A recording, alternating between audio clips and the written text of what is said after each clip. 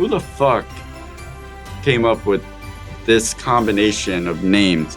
This doesn't sound like a name. It sounds more like a sound effect than an actual words that would be a name. Ow pow. No, I think it was Ow Okay, I like that. All right, I haven't dropped one of those in a while. All right, okay, give me 1 second here. All right. Now, one of the things that I first noticed about the movie was that watching it now as an adult is so nostalgic, because the first thing you see is him reach up when he's getting off the plane, and the guy sees the gun. He's like, oh, I'm a cop. Like, yeah, bitch, after 9/11, nobody wants to hear that shit. If you're not an air marshal, you're going to be on a no-fly list for the rest of your fucking life. You're not bringing a gun onto a plane nowadays. So that, to me, going back and watching it, like, yeah, you can't do that anymore. Oh, that's that whole opening sequence on the plane was it's just masterful storytelling. That's the first note that I have too. Like, one of the very first lines is the dude suggesting to McClane, take off your shoes and your socks, which was like beautiful foreshadowing. It meant nothing in that moment, but it would be like one of the biggest elements of the movie. Mm-hmm. And he actually does it though. You see, he's like, man, this he regrets it. But then in that moment, it also, like, they do such a effective job of establishing so much with so little in such a little amount of time. It also establishes his fear of heights. You don't like flying, do you? What gives you that idea? Which is like nicely upping the stakes with what's to come, making everything he does more badass. And on top of that, the brilliance of the subtle setups that happen in those first opening acts, with Holly putting the family picture face down and using a different last name. Like, in that moment, it makes perfect sense why she's doing that. She's having there's issues with the marriage. Mm-hmm. So we don't even think any more about it than that. But those two little details come into play so much in order to delay Gruber realizing that one of his hostages is extremely valuable, being McClane's wife. And so, you know, that was just like little things like that made Die Hard such a smart action film. What I really liked about it as well here, and as we're going to talk about later with Argyle's character as well, he did that as well. He's one of the parts of setting up what Bruce Willis's mindset, or should I say John McClane's mindset was in the film from the beginning, saying, hey, you only brought one bag, asking all those questions. He's already like, man, look, I don't even know how this shit's gonna go. You're asking me shit like, you always ask all these questions, Argyle. Mm-hmm. You know what I'm saying? So down to the improvised line, which we'll get into, but mm-hmm. the fact that one of his improvised lines served to set the character mm-hmm. and everything, it goes to show that John McTiernan created a really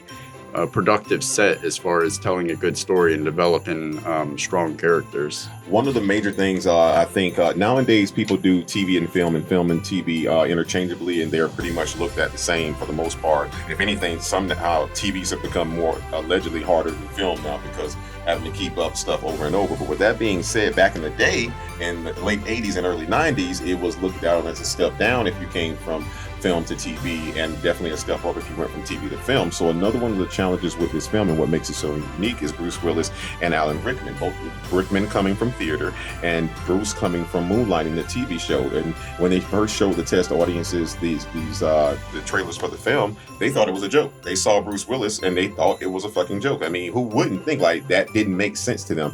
But there's a term going around now where people say make it make sense, and they did that with Die Hard. They made it make sense, and it spun off countless other genres trying to do what this genre just did with the everyday man.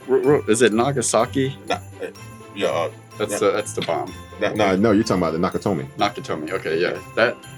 That actually led to why the Nakatomi Plaza building is so iconic to the movie, because they were so hesitant to put Bruce Willis out there. They didn't even include him on the original poster. Right, it was just the Nakatomi building. Yeah. Right, and then after they saw the money, they were like, hey, let's reshoot some posters, have some fun, come out to the coast. For as much greatness as Bruce Willis brought to the role in that movie, he got no love. Like, they had no faith in him. But they had the faith, but when there was the test audiences laughing, like they're never going to take him seriously. Even in the casting process, you saw the list of people that they were like, all right, get Bruce, man. Yeah. All right. And then I don't know how, after all of that and the lack of faith, even after the fact, one of these things are not like the others. They also paid him more $5 money than million. Yeah. No, it's no, because they had already probably been given a budget and they had to spend it. Yeah, that's true. One thing I want to note that no, because they knew that if they couldn't get him at this point, every other male lead has said no already. You'll say yes to this. Let's not forget, again, the year was 1988. Gas was fucking 74 cents a gallon on the West Coast. 74 cents. Do you remember how much gas was when you were in senior high? Dude, it couldn't have been more than $1.90, man. I can tell you what it was. What was it? It was when I was in senior high, which would have been when you were in senior high. It was 99 cents. It had just went to $1.01, and everybody was flipping out because it went into the first time triple digits as far as. And all of a sudden, $5 wasn't enough for gas money no more. Yeah. You used to be able to get the fucking out of town on fucking gas money there. One of the other things that I saw here, this is probably my last one of the things. I mean, not my scenes and stuff like that, but as far as just talking points about the film itself, is that I always like to give Guinness Book of World Records. The Guinness Book of World Records for the fastest character development of a douchebag in history with Ellis.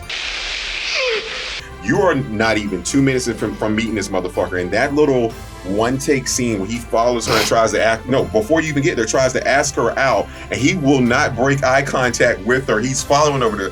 I was kind of thinking some caviar, some wine, bear skin rub. Basically, would you like to get on this dick this weekend is what he is saying. And from that alone came every sexual harassment work video that has ever been made from that scene. Yeah, I have right here in my notes, Ellis is such a piece of shit. He is such an arrogant slime ball piece of shit. Like, he's essential to the movie because every good action film where people are going to die needs that one person that the audience is like, okay, I identify with the villain as far as this guy go.